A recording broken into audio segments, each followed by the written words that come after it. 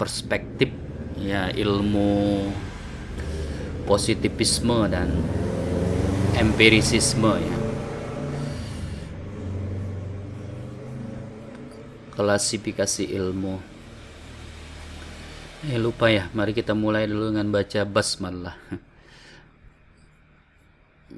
Bismillahirrahmanirrahim. Iya.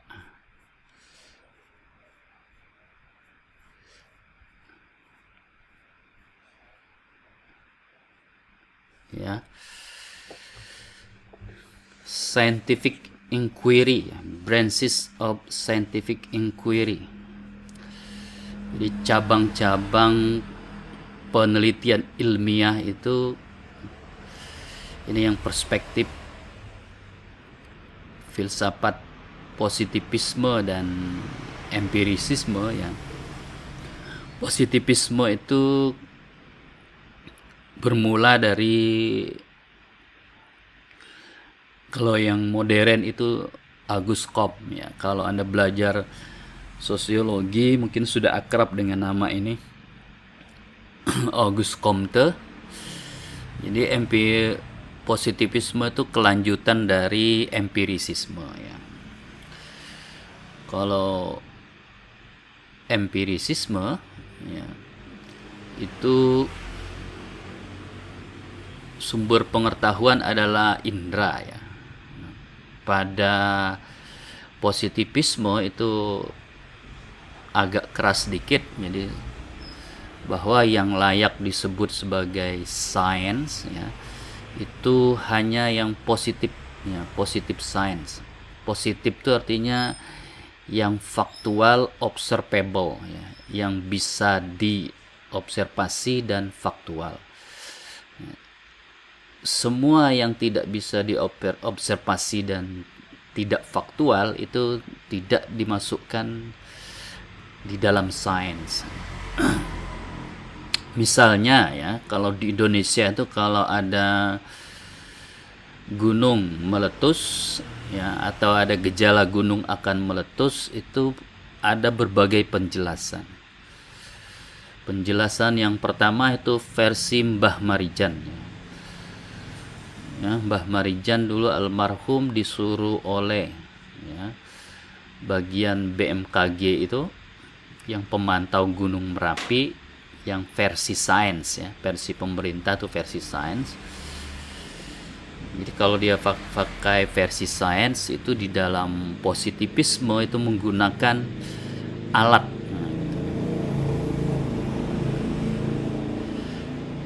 Jadi positivisme itu bisa dipandang sebagai penyempurnaan empirisisme. Di dalam empirisisme indera itu kadang dia subjektif. Nah, subjektif karena ya kita kalau pesan ya, pecel lele itu sambalnya itu mau cabenya berapa, nah, atau kita pesan pecel ya nggak pakai lele, itu nanti ditanya sambalnya berapa. Nah gitu, sambalnya berapa itu kadang subjektif ya.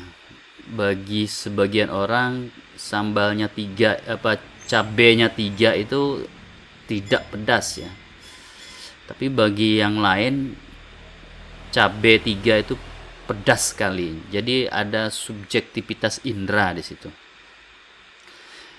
Oleh positivisme ya, subjektivitas indera itu bisa diatasi dengan alat bantu. Jadi ada yang disebut dengan alat bantu. Maka kita mengenal berbagai alat bantu, terutama di kedokteran ya. Ada termometer, nah sekarang ada termogan ya. Kalau Anda mau saruan sekarang pesta itu di hotel itu ada termogannya. Kalau di atas ya, sudah 37, berapa itu tidak boleh masuk. Nah, kalau kita menggunakan indera itu kita bisa berdebat dengan security-nya ya. Jadi oleh karena itu menggunakan alat yang bisa mengatasi subjektivitas dari indera. Jadi objektivitas itu diatasi menggunakan alat. Jadi dengan alat yang sama orang sepakat bahwa suhunya sekian.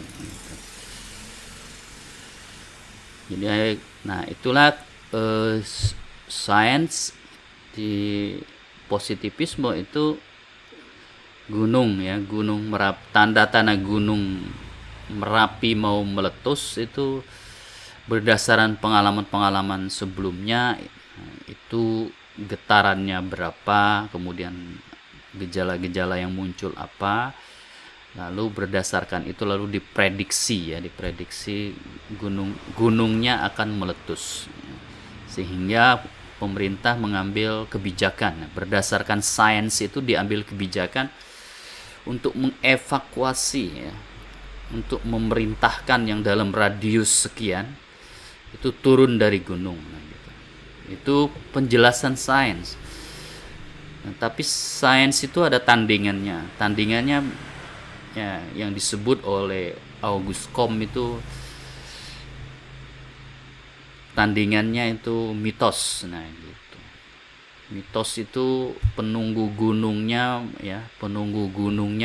lagi marah. Nah gitu, bagaimana supaya gunungnya tidak meletus ya, penunggu gunungnya dirayu itu bisa dikasih kopi hitam ya, bubur hitam, ayam hitam, kerbau hitam, nah, biar penunggunya tidak marah. Jadi ada semacam kompetisi ya di dalam menjelaskan fenomena alam itu antara mitos dengan sains. Nah, dalam positivisme itu mengatakan bahwa penjelasan yang masuk akal dan bisa diterima itu adalah yang berasal dari sains.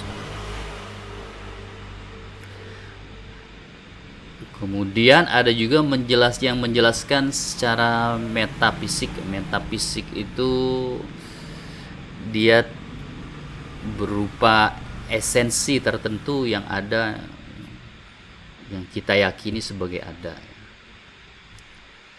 Bisa pada tahap teologis itu orang mengatakan ya, Tuhan sedang marah karena banyak orang berbuat maksiat, maka gunungnya mau diletuskan dan sebagainya. Nah, tahapan berpikir seperti itu menurut positivisme ya, ketika sudah kita masuk ke sains itu otomatis nanti ditinggalkan orang tidak akan lagi percaya dengan uraian-uraian yang seperti itu. Walaupun pada kenyataannya ya, sekarang kita hidup di dalam yang disebut dengan periode sains yang positif, namun tetap saja sebagian masyarakat meyakini masih ada fenomena ya, menjelaskannya itu pakai seperti itu. Karena gitu kita masih ada praktek-praktek misalnya melarung ya, kepala kerbau ke laut dan sebagainya, itu karena ya dulu itu penjelasannya kalau ombak besar ya, atau gelombangnya tinggi itu penunggu lautnya sedang marah gitu. Oleh karena itu harus dirayu ya, diberi kepala kerbau biar tidak marah lagi sehingga bisa melaut ya.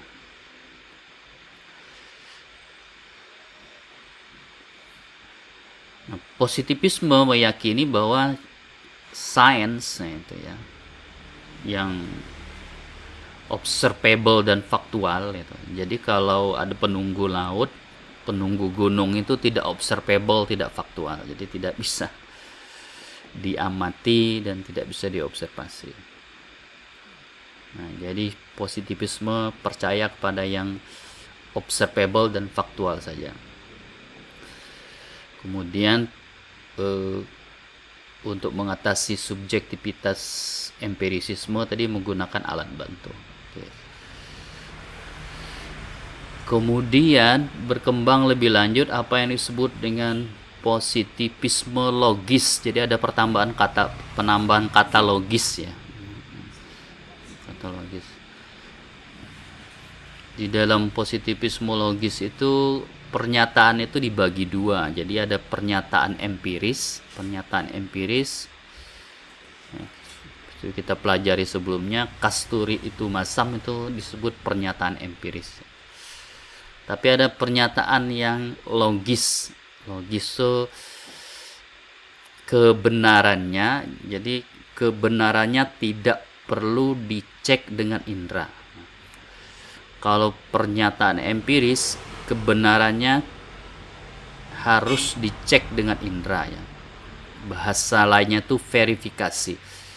Jadi kebenaran empiris itu bisa diverifikasi dengan indera. Sedangkan kebenaran logis ya, disebut juga analitis ya, itu tidak perlu dicek dengan indera. Jadi tidak perlu itu artinya bukan berarti tidak bisa dicek dengan indera, tapi tidak dicek dengan indera pun kita bisa mengetahui kebenarannya. Oleh karena itu ada pembagian yang disebut dengan pernyataan analitis dengan pernyataan sintetis ya. Atau pernyataan a priori dengan pernyataan a posteriori. Jadi pernyataan analitis itu misalnya kalau di dalam bahasa misalnya bujang itu adalah orang yang belum kawin ya gitu. Jadi Anda tidak perlu dari kalimat itu bujang subjeknya ya adalah orang yang belum kawin. Orang yang belum kawin. Jadi Anda cukup mengecek subjek dan predikatnya lalu kita tahu bahwa bujang itu adalah orang yang belum kawin. Kita sudah paham, tidak perlu mengecek secara empiris bahwa bujang itu adalah orang yang belum kawin. Orang yang sudah pernah kawin ya, itu kalau dia perempuan disebut janda ya, pernah ya. Kalau laki-laki disebut duda ya. Jak orang Banjar balu ya, balu. Pernyataannya matematika biasanya itu pernyataannya disebut pernyataan logis analitis. Jadi cukup menganalisa hubungan antara 2 dengan 2 lalu kita mendapatkan 4 ya. Jadi tidak perlu itu artinya Anda bisa mengecek secara empiris tapi sebenarnya tidak perlu ya. Jadi Anda ambil 2 pena ditambah 2 pena lalu 4 pena. Tidak perlu itu artinya 2 tambah 2 tetap 4 walaupun penanya tidak ada lagi itu. Tidak perlu dicek secara empiris. Sama dengan logika deduktif itu juga tidak perlu dicek secara empiris. Jadi logika deduktif itu melihat hubungan antara pernyataan dan pernyataan lalu diambil kesimpulan. Nah, jadi menganalisis hubungan antar pernyataan itu cukup menggunakan akal. Nah, apakah pernyataannya benar? Nah, itu bukan urusan logika lagi. Itu sudah urusan ya. Kalau pernyataannya itu empiris, nah itu urusan dari sains ya. Tapi logika itu ya mengasumsikan saja jika pernyataan 1 dan 2 benar maka konklusinya juga benar. Oleh karena itu kadang-kadang sangat abstrak ya, tidak menggunakan kata lagi tapi menggunakan simbol saja. Simbolnya adalah M ya.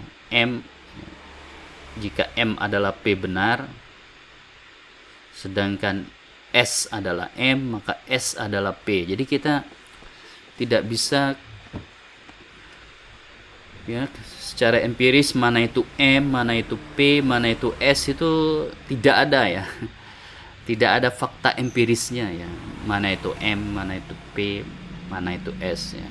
Jadi kita ya menggunakan simbol-simbol yang tidak ada fakta empirisnya. M adalah P, S adalah M, jadi S adalah P. Pada tahap itu ya sudah sangat abstrak, dan kebenarannya itu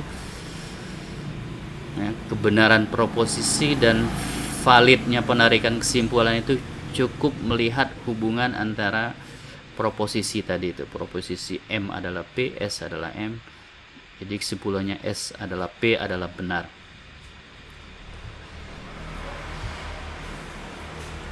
Nah, oleh karena itu menurut positivisme logis, yaitu segala sesuatu yang, nah ini dia,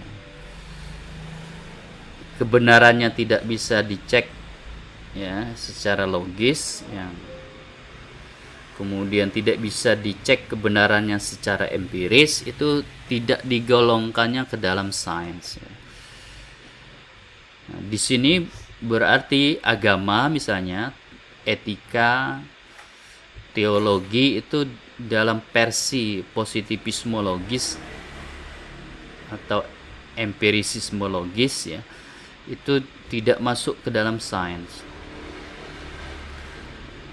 Jadi mereka membaginya dua kelompok, empirical dan non-empirical sciences. Jadi sains yang empiris dan sains non-empiris. Tapi tadi harus diingat ya, ini yang dimaksud non-empiris tadi itu ya pernyataan yang kebenarannya bisa ya tidak perlu dicek secara empiris, cukup secara logis. Nah itu. Jadi pernyataan non empiris itu dibatasi kepada kebenaran logis ya, kebenaran logis.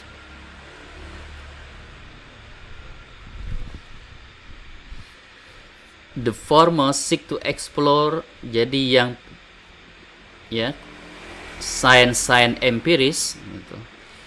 Kenapa disebut pernyataan? Karena sebelumnya kita sudah belajar bahwa sains itu adalah sains ya. Jadi sains itu adalah pernyataan atau teori yang berasal dari fakta. Nah, gitu. Yang empiris itu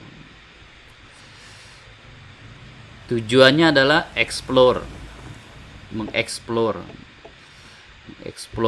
bisa juga discover ya, menemukan, describe ya, menggambarkan, mengurai, explain menjelaskan, predict, ada tambahannya predict itu memprediksi ya. Jadi sains itu yang empiris itu explore itu bisa juga disebut menemukan, mencari. Diasumsinya secara ontologis objeknya tuh sudah ada di sana ya. Kita tinggal menemukannya.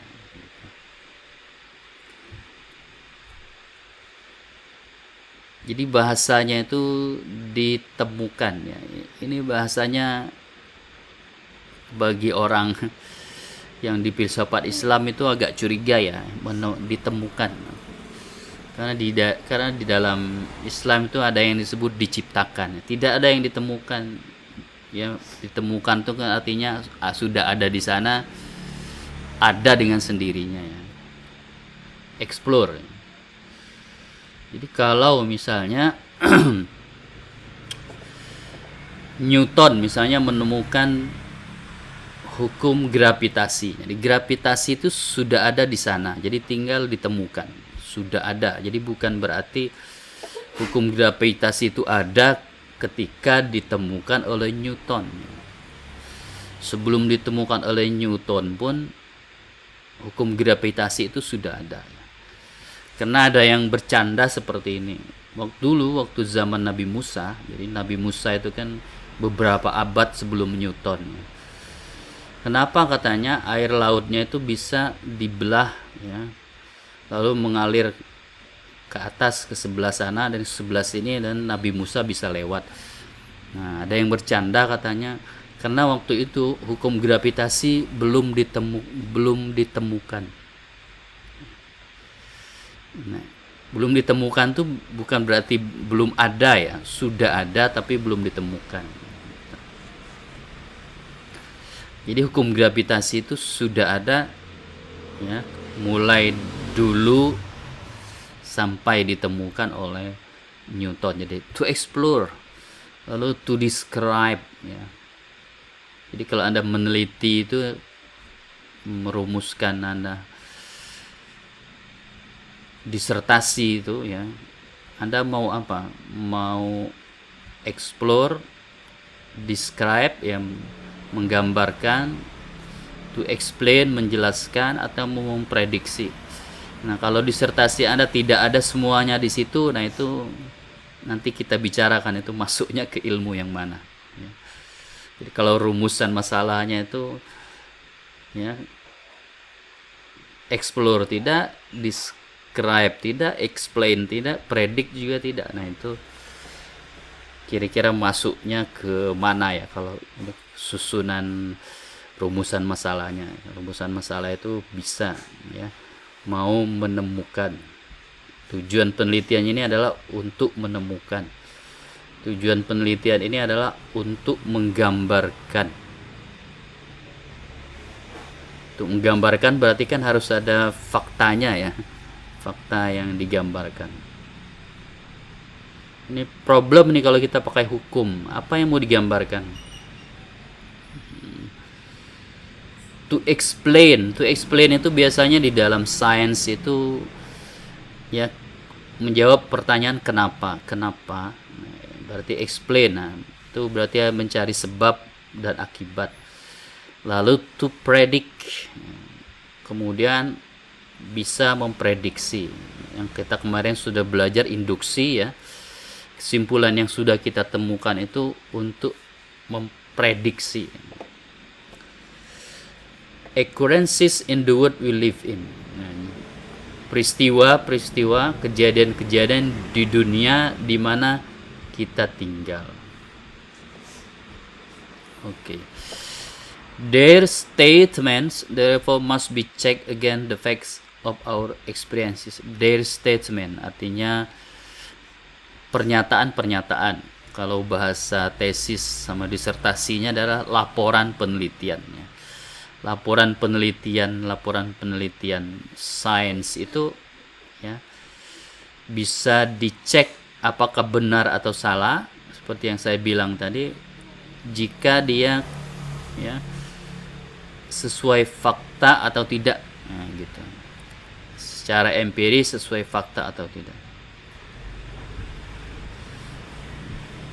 And they are acceptable only if they are properly supported by empirical evidence. Jadi laporan penelitian di dalam sains itu diterima sepanjang didukung oleh bukti-bukti empiris. Ini penelitian empiris ya. Jadi nanti kalau ada pertanyaan ilmu hukum itu ya termasuk ilmu empiris atau bukan, nah gitu. Kira-kira salah satu patokannya ya, dia bisa ada bukti empirisnya gitu. Misalnya kalau Anda mengemukakan data ya, ada ya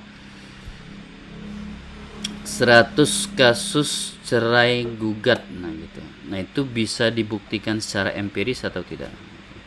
Atau semenjak ya ibu guru mendapat sertifikasi ada kenaikan signifikan jumlah gugat cerai di pengadilan agama. Nah itu bisa dibuktikan secara empiris atau tidak. Semenjak ada sertifikasi jumlah janda meningkat, nah itu bisa dibuktikan secara empiris atau tidak.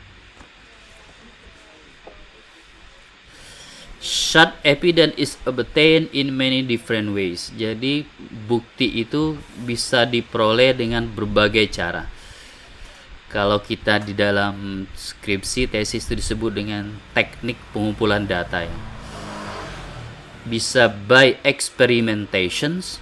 Nah ini biasanya di dalam science dan penelitian kuantitatif. Jadi metode eksperimen. By systematic observation, menggunakan observasi. Nah, observasi juga biasanya dipakai di penelitian sains ilmu pengetahuan alam, kuantitatif maupun kualitatif. Jadi tekniknya observasi. Interview ya, biasanya digunakan di dalam penelitian kualitatif, ilmu sosial yang kualitatif, kemudian surveys ya. Di dalam psikologi itu ada testing ya, testing psikologis dan testing klinis. Tes klinis bisa juga ada di ilmu kedokteran ya, untuk mengetes apakah obat itu ya sudah bisa pada tahap yang bisa ditingkatkan penggunaannya, mulai dari jumlah yang kecil kepada jumlah yang banyak lalu bisa dilempar ke pasar ya. Nah, ini ada tambahannya, by careful examination of documents. Jadi ada menggunakan documents, ini teknik dokumentasi,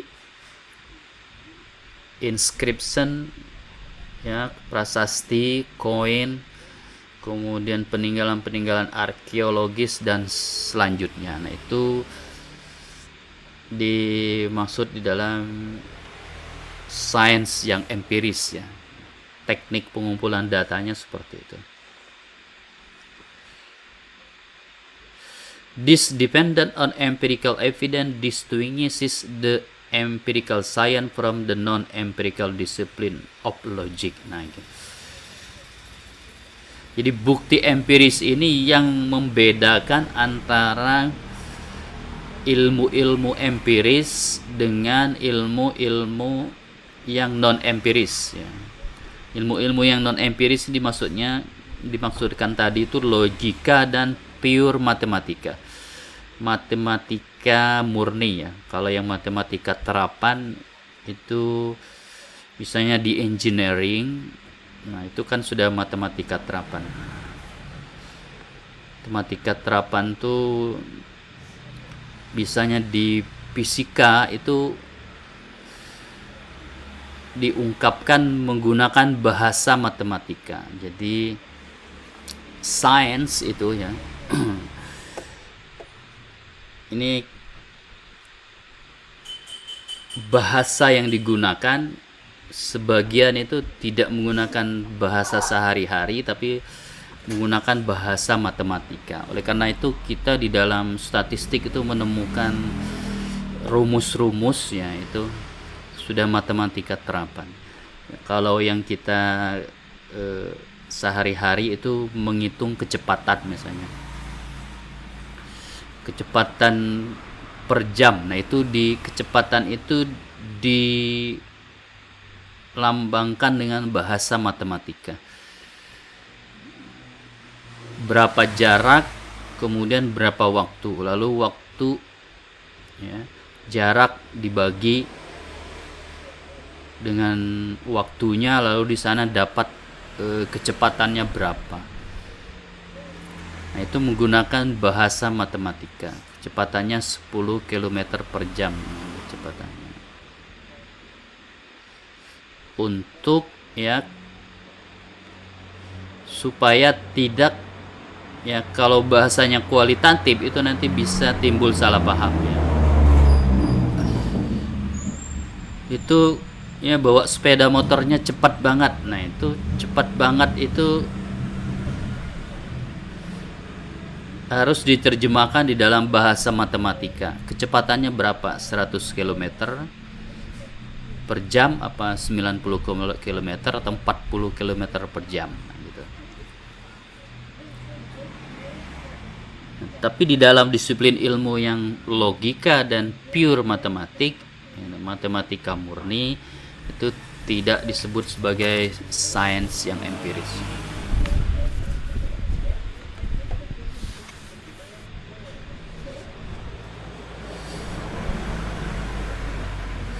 whose proposition are proved without essential reference to empirical finding.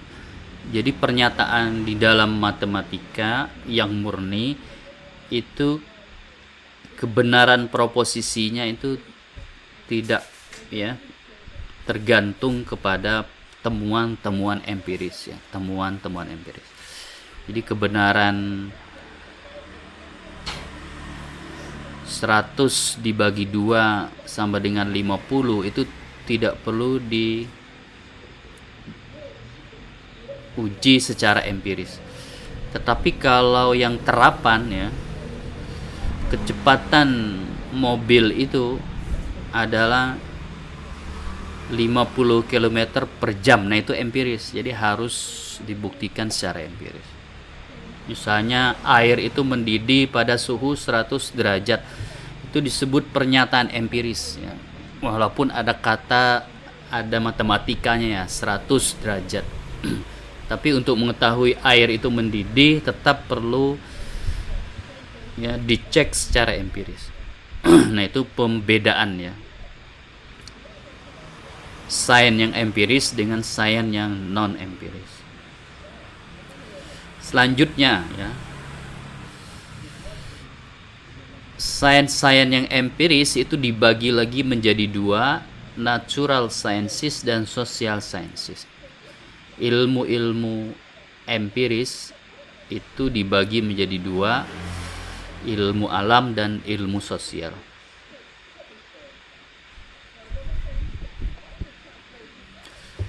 Biasanya ya, natural sciences, ilmu alam itu dipahami sebagai, jadi diberinya contoh ya, fisika, kimia, biologi. Sedangkan ilmu sosial itu sosiologi, ilmu politik, antropologi, ekonomi, historiografi, dan disiplin ilmu yang lainnya. Yang menjadi perdebatan itu adalah psikologi. Ya, psikologi itu ada yang mengklaim sebagai sains, maksudnya itu seperti ilmu alam, ada yang mengklaimnya ya ilmu sosial. Jadi ada semacam overlap. Nah, ini ada perdebatan sendiri. Psikologi itu masuk kemana? Ini pembagian ya menurut positivisme logis ya. Jadi di sini tidak ada kata humanities ya, atau humaniora ya, humaniora. Nah, di dalam filsafat ilmu nanti kita akan